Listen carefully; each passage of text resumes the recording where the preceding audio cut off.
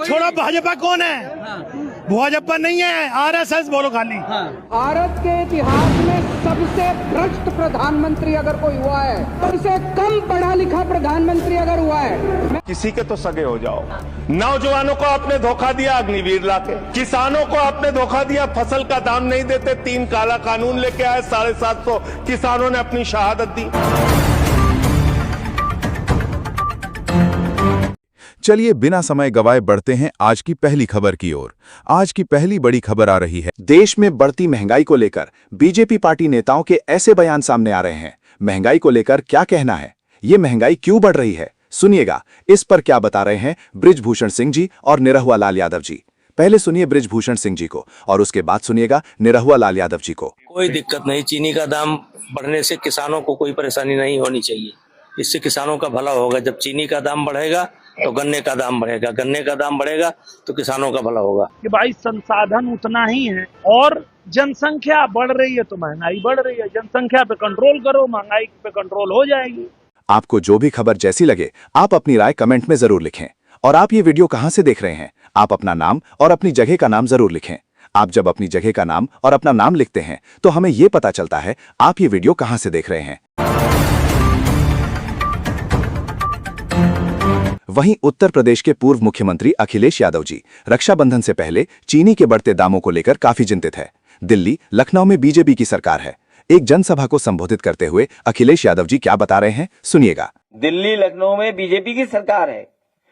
अब आप सोचिए चीनी कितनी महंगी हो गई, और तब महंगी हो गई जब त्योहार आ गया है, आपको मिठाई खरीदनी पड़ेगी। और एक हिसाब किताब लगाओ कि अगर आपका गुलाब जामुन कितना महंगा हो गया होगा, बर्फी कितनी महंगी हो गई है, मिठाई महंगी हो गई, साबुन महंगा हो गया, तेल महंगा हो गया, खाने की हर चीज महंगी हो गई। चलिए अगली बड़ी खबर आ रही है। एडवोकेट अनिल मिश्रा जी ने प्रधानमंत्री नरेंद्र मोदी जी को लेकर ऐसा बयान दिया है जिसमें वो प्रधानमंत्री मोदी जी को गलत कहते हुए दिखाई दे रहे हैं, सुनिएगा। उसके जैसा नालायक प्रधानमंत्री भारत की स्वतंत्रता के बाद आज तक इतना झूठा, इतना नौटंकीबाज आदमी कभी नहीं हुआ। नहीं, गलत गलत गलत। हमने उस समय भी नारे नहीं लगाए। हम औकात जानते थे कि ये आदमी ये करेगा, तब लोग मेरा विरोध करते थे। लेकिन मेरी बात आज सच हो गई। इसी आदमी के कारण आज ये देखना पड़ रहा है। इस आदमी का पतन अवश्यम भावी है और ये जिस दिन गद्दी से उतरेगा आप देखना, यही जनता जो जहाँ खड़ी है, ये जनता इसको किस तरह से भगाएगी। वहीं दिल्ली जंतर मंतर पर चल रहे यूजीसी रोल बैक धरना प्रदर्शन कर रहे स्वर्ण समाज के लोगों के लिए और विपक्ष के लिए बीजेपी पार्टी के नेता राजनाथ सिंह जी ने पहले ही एक मन से घोषणा कर दी है, सुनिएगा। राजनाथ सिंह जी ने आरक्षण के बारे में और क्या कुछ कहा है। आरक्षण के बारे में मैं कहना चाहता हूं, गुमराह कर रहे हैं हमारे विरोधी। मेरे बहनों भाइयों, मैं कहकर जा रहा हूं, किसी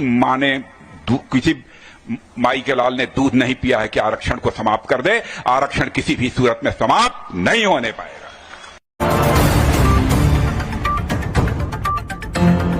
देश में चीनी के बढ़ते दामों को लेकर देश की जनता बहुत चिंतित है। रक्षाबंधन से पहले आम आदमी को बढ़ती महंगाई का सामना करना पड़ेगा। देखिएगा आम जनता का इस पर क्या कहना है। रक्षाबंधन जो आने वाला है, इसमें महिलाएं और बहनें, माताएं, सारे लोग जब ये जो है रक्षा सूत्र बांधने जाएंगे अपने भाइयों को, तो उनको मिठाई का दाम 3 गुना देना पड़ेगा। जो 1 किलो खरीदती वो पाव भर खरीदना पड़ेगा। उनको अपने आत्मा को मारना पड़ेगा। वो आत्मग्लान में होंगी कि हमारे पास इतना पैसा नहीं है कि हम 1 किलो मिठाई खरीद सके। और ये भारतीय जनता पार्टी के अंधभक्त अनाप शनाप बोलते हैं चैनलों पे, और धरातल पे सबकी हालत खराब है, सब परेशान हैं।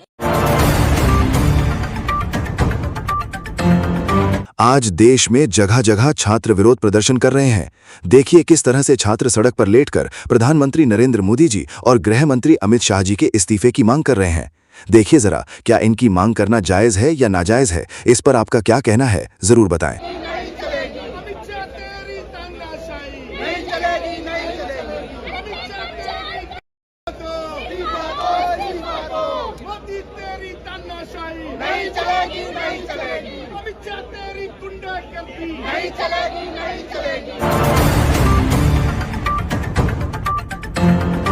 वहीं योग गुरु बाबा रामदेव जी का एक ऐसा बड़ा बयान सामने आया जिसमें वो भारतीय जनता पार्टी की विपक्षी पार्टियों पर बातों ही बातों में बड़ा वार करते हुए क्या कहते हुए दिखाई दे रहे हैं, और उन्होंने अपने ऊपर भी एक ऐसी व्यंग्यात्मक बात की है जिसे सुनकर आप भी हंसने लगेंगे। सुनिए क्या कुछ कहा है बाबा रामदेव जी। वैसे आजकल हमें लोगों ने खूब बेल रखा है तो हम ज्यादा बात नहीं करें, लेकिन कुछ लोग इस फिराक में हैं कि सड़कों से लेकर के संसद तक हंगामा करके अराजकता करके हम देश की सत्ता हथिया लेंगे। ऐसा नहीं हो सकता। देश संविधान से और लोकतांत्रिक मूल्यों से चलेगा। आपको विरोध करना है संवैधानिक लोकतांत्रिक तरीके से, विरोध कीजिए। अगली बड़ी खबर आ रही है उत्तर प्रदेश के लखनऊ से, जहां पर व्यापार सभा के कार्यकर्ताओं ने सड़क पर उतरकर लोगों को 20 रुपए प्रति किलो चीनी बांटी। चीनी लेने के लिए लगी भारी भीड़ देखिए जरा।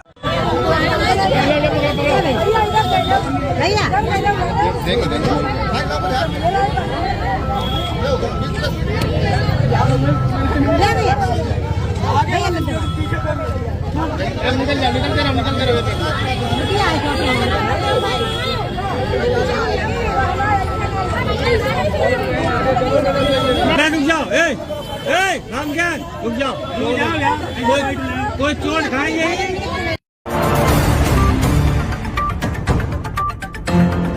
आज स्वर्ण समाज के लोग आरक्षण के विरोध में जगह जगह पर प्रदर्शन कर रहे हैं, लेकिन आगरा से बड़ी खबर आ रही है। आजाद समाजवादी पार्टी के प्रमुख नगीना लोकसभा के सांसद चंद्रशेखर रावत जी ने भरे मंच से ऐलान कर दिया है। ये आरक्षण कब तक रहेगा, सुनिएगा इस पर क्या कुछ बता रहे हैं चंद्रशेखर आजाद जी। याद रखना मेरी बात को, नोट कर लेना। कुत्ता पालो, बिल्ली पालो, भेड़ बकरी पालो, मगर गलतफहमी मत पालो। जब तक इस देश में गैर बराबरी रहेगी, छुआछूत रहेगा, आरक्षण रहेगा। पहले संवैधानिक मूल्य को स्वीकार करो, जातिवाद छोड़ो, गैर बराबरी बंद करो, भाईचारा बनाओ, समता मूलक समाज बनाओ, जातीय बंधन तोड़ो, जातिहीन समाज बनाओ। ये आरक्षण हम आपके मुंह पे फेंक के मार देंगे उस दिन, मेरी बात को आप याद रखें।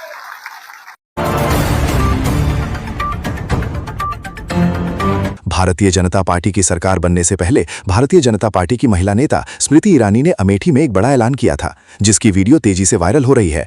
आज देश में चीनी इतनी महंगी हो गई है, इसे खरीद पाना बड़ा मुश्किल हो गया है। सुनिए सरकार बनने से पहले स्मृति ईरानी ने चीनी के बारे में क्या कुछ कहा था, लेकिन आज सच्चाई क्या है। मोदी का संदेश है 6 तारीख को कमल का बटन दबाओ और 13 रुपए किलो में शक्कर खाओ।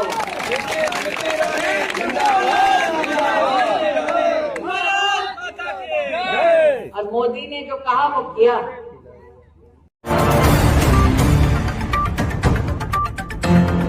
अगली बड़ी खबर आ रही है। गृह मंत्री अमित शाह और प्रधानमंत्री मोदी जी के इस्तीफे को लेकर सुप्रीम कोर्ट के वकील भानु प्रताप जी एक प्रेस वार्ता के दौरान क्या बता रहे हैं, इनका इस्तीफा क्यों होना चाहिए और उनके साथ इलेक्शन कमीशन के साथ में क्या कार्रवाई होनी चाहिए। सुनिएगा क्या कुछ बता रहे हैं भानु प्रताप जी। गृह मंत्री क्या है, गृह मंत्री और साथ में प्रधानमंत्री, इनके दोनों के इस्तीफे को लेकर आंदोलन होना चाहिए।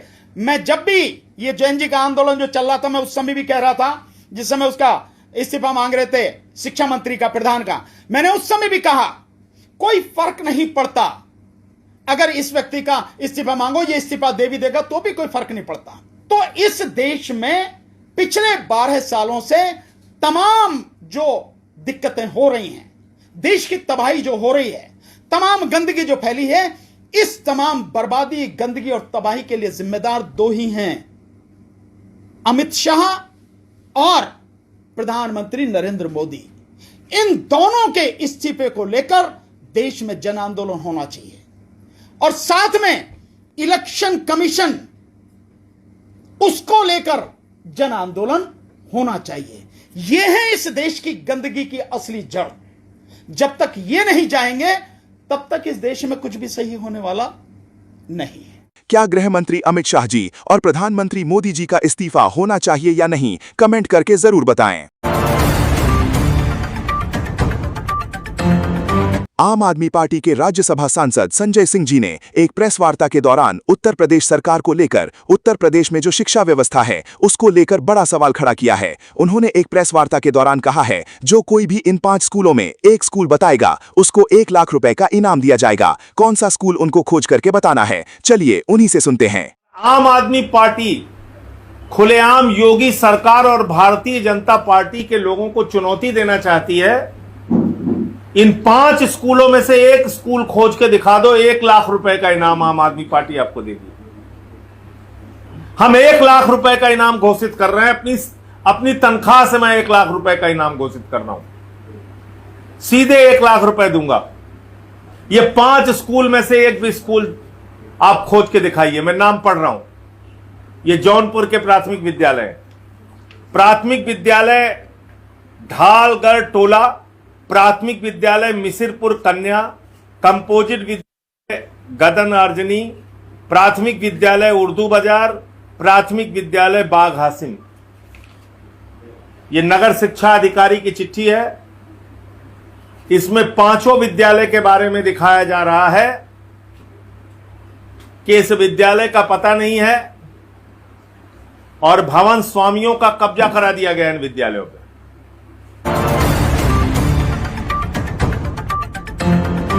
अगली बड़ी खबर आ रही है। उत्तर प्रदेश के मुख्यमंत्री योगी आदित्यनाथ जी एक जनसभा को संबोधित करते हुए कह रहे हैं, गरीबों के लिए उनके पास में क्या क्या होना चाहिए, और उन्होंने मनुस्मृति को लेकर भी एक बड़ा सवाल खड़ा कर दिया है। सुनिएगा योगी आदित्यनाथ जी क्या बता रहे हैं।